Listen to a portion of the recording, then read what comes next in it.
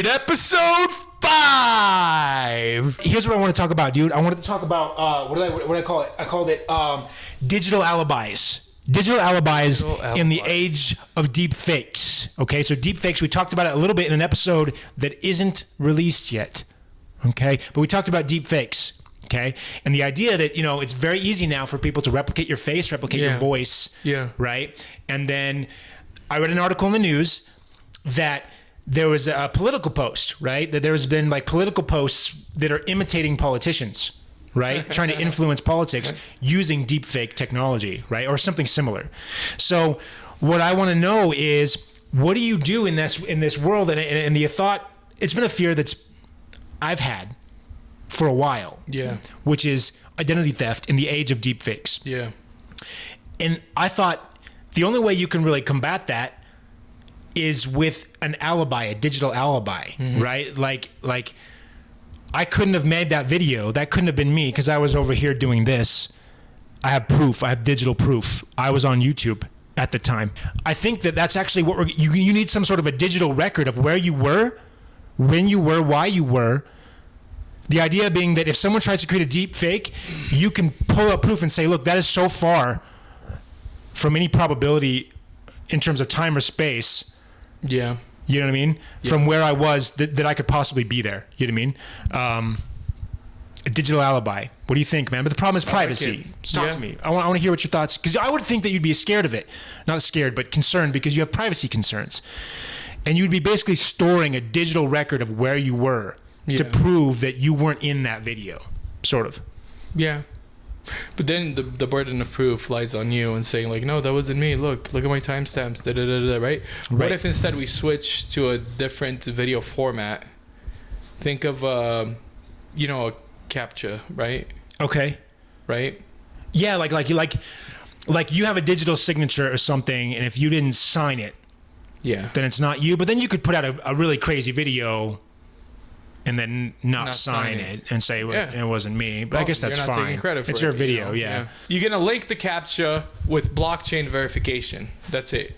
And it changes incrementally. Well, the thing is, if someone takes like a video of you that you didn't want taken, it's not going to be signed. Yeah. So how do they tell the difference between a video someone took that's a legitimate video? I got you. It doesn't have your signature on it. Well, at least this, you're right. This would mitigate public statements. Like, I, as a politician, making a public statement, got my little CAPTCHA right here, it's me. Right. But you're right. In your case, like news reporting, like, is it real or is it fake? I don't know. You get into, I've heard some people talking about AI combating AI. So you develop AI that spots the irregularities in the patterns, in the face masking and based on what I've seen. Have you seen This Person Doesn't Exist? No. .org or .com or whatever. No. It's a website. Check it out. Is that like fake AI generated faces? Yeah, it generates a unique face every time you load it. Anyway, but it seems to me that it messes up around the mouth and around the eyes. So it's gonna get better, though. Yeah, well, as it gets better, the technology that we built to counter it should get better too. But yeah, but I think eventually you'll reach a point where AI can synthesize an image that AI can't discern from reality. Maybe there's a way to like encode additional data in the stream other than video to like sign it, right? Again, that works. As a politician, where you're putting out the content, that works. Right. But if someone has a video of you, how do you prove that it wasn't you without a digital alibi? That's the only thought. I don't remember how I came to that. By the way, this is a business idea. Yeah. You mentioned this is $1 million idea. This is a business idea. I write down my business ideas, right? I don't think I'm ever going to have time to do this. So, I'm just putting this out there. A digital alibi, some sort of a digital lockbox. So, what two environmental variables that you can account and measure for anywhere you are where you're recording video are time and geographical location, right? And if those two are valid, if you validated that, then it's likely a valid video. But then there's nothing preventing you from taking time and geolocation and stamping it on a video that you took somewhere else, right? So maybe cameras, hardware being developed that you can still chop it up, that encodes it, hardware that encodes the video based on time and geolocation.